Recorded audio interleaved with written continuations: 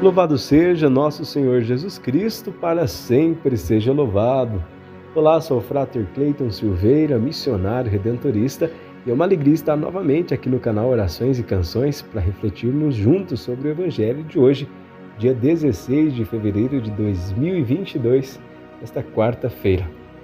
Hoje a igreja nos convida a refletirmos juntos sobre o Evangelho de Marcos, no capítulo 8, versículos 22 ao 26. O Senhor esteja conosco, Ele está no meio de nós.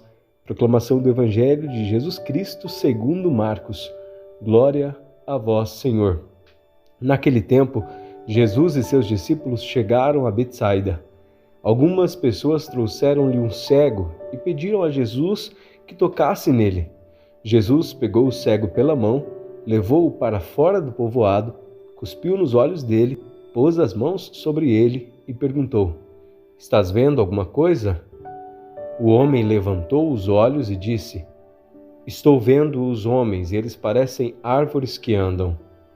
Então Jesus voltou a pôr as mãos sobre os olhos dele e ele passou a enxergar claramente.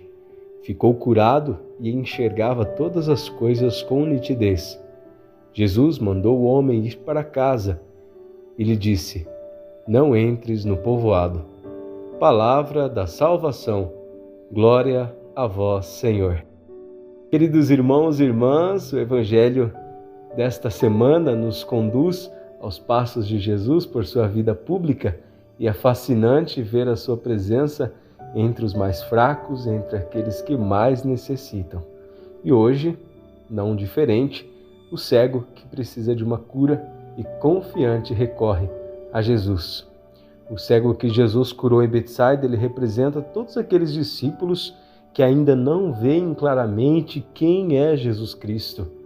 Podiam afirmar até que ele era o Cristo, o Messias, o enviado por Deus, aquele que era prometido por todos os profetas, mas que imagem de fato eles tinham de Jesus, o Messias, em sua mente, em seu coração? Os judeus esperavam, claro, um Messias glorioso que viesse em sua glória libertando Israel do poder das autoridades da época e restaurar o trono de Davi.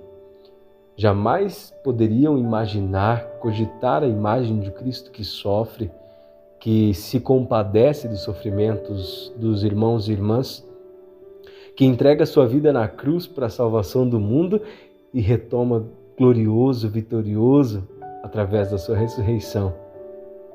O cego é levado por outros, o que compreende que em Jesus há uma escolha por aqueles que precisam de uma ajuda, do auxílio dos irmãos e irmãs.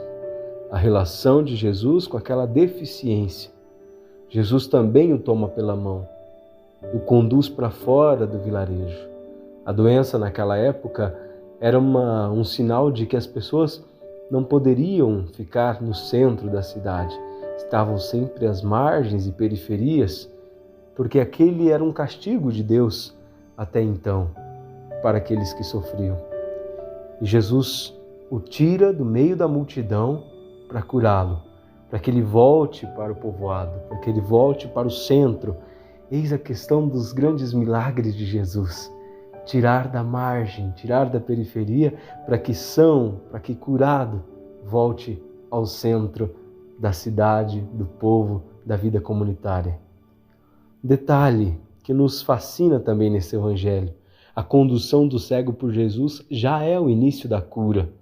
O gesto repetido da imposição das mãos, até o cego ver claramente, distinguir o que está enxergando, é um símbolo da dificuldade do processo que foi até que essa cura se realizasse. A clareza da visão e a compreensão do mistério de Cristo não se darão de uma vez só na nossa vida. Vai ser preciso um longo itinerário, um processo.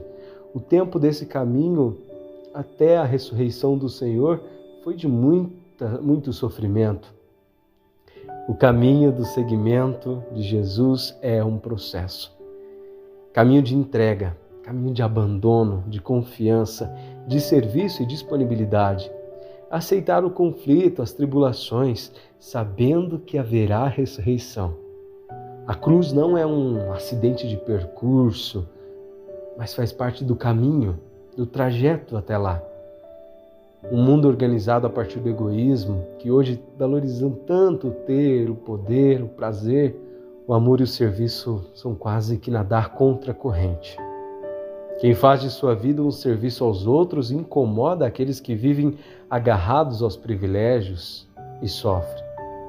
Tanto a cura da cegueira física que acontece nesse evangelho, quanto também a cegueira espiritual, que nos impede de enxergar Jesus como Salvador, como centro de nossas vidas, nos toca e nos faz refletirmos. A conversão não acontece num passe de mágica, mas exige um processo. É um exercício constante e um exercício de poda. Jesus poderia ter curado este cego de uma vez só, mas o curou em 2 etapas, para mostrar para cada um de nós que a perseverança, a esperança, a serenidade também fazem parte do processo de acolhida da vontade de Deus na nossa vida. Podemos então nos perguntar, queridos irmãos e irmãs, a partir do Evangelho de hoje, se nós estamos de fato dispostos a viver esse processo, às vezes dolorido, de renúncia, renunciar a algo bom. Não precisamos apenas renunciar o que é ruim, o que não é prazeroso. Vamos ter que decidir entre algo bom para ter algo melhor ainda. Perseverar no nosso sim. Como é difícil no mundo de hoje a perseverança. Uma modernidade, um termo tão usado hoje por Bauman, líquida.